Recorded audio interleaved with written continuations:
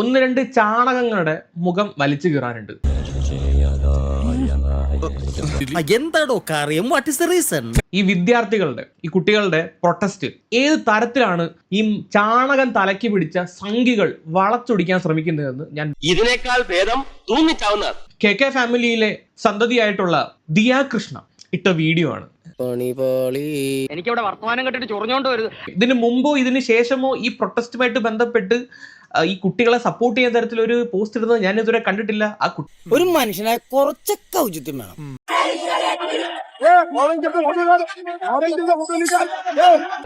അതെ ഞങ്ങൾ ചോറ് തന്നെ കൊണ്ടേ. അയ്യോ എനിക്കിപ്പോ ബോധം പോവും.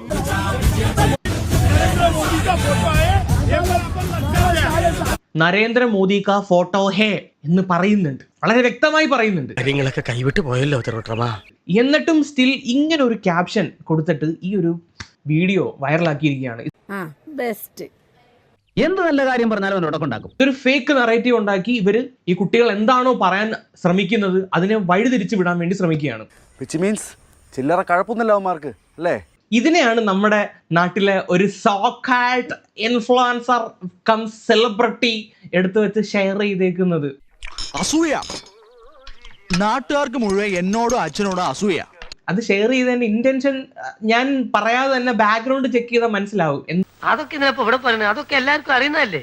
ഉള്ളിക്കിടക്കുന്ന ചാണകത്തിന്റെ എഫക്ട് ഓഫ് ദ ചാണകം മനസ്സിലായല്ലോ. നീ നിന്റെ അപ്പനെ എങ്ങനെയാണ് ഗതി പിടിക്കുന്നത്? ഒരു നേരത്തെ ഇവരുടെ ഉദ്ദേശം എന്താണ്? നീറ്റ് എക്സാമോ അല്ലെങ്കിൽ വിദ്യാർത്ഥികളുടെ ഈ അവകാശങ്ങളോ ഒന്നുമല്ല. എന്നെ കഷ്ടല്ലേ? Common sense ഇല്ലാത്തതിന്റെ കുഴപ്പേ. ഈ ഒരു സമരത്തിന്റെ ഉദ്ദേശം, അവരുടെ ഉദ്ദേശം മറ്റൊരു അജണ്ടയാണ്. സാർ എന്ത് പറഞ്ഞാലും ശരി, എന്റെ അഭിപ്രായം ഞാൻ മാറ്റുന്ന പ്രശ്നമില്ല. അതിലോട്ട് വഴിതിരിച്ചു വിടുക, ഇതാണ് ഉദ്ദേശം. നിങ്ങളോട് എനിക്കൊരു ദേഷ്യമില്ല. വിവരമില്ലായ്മ ഒരു കുറ്റമല്ലല്ലോ.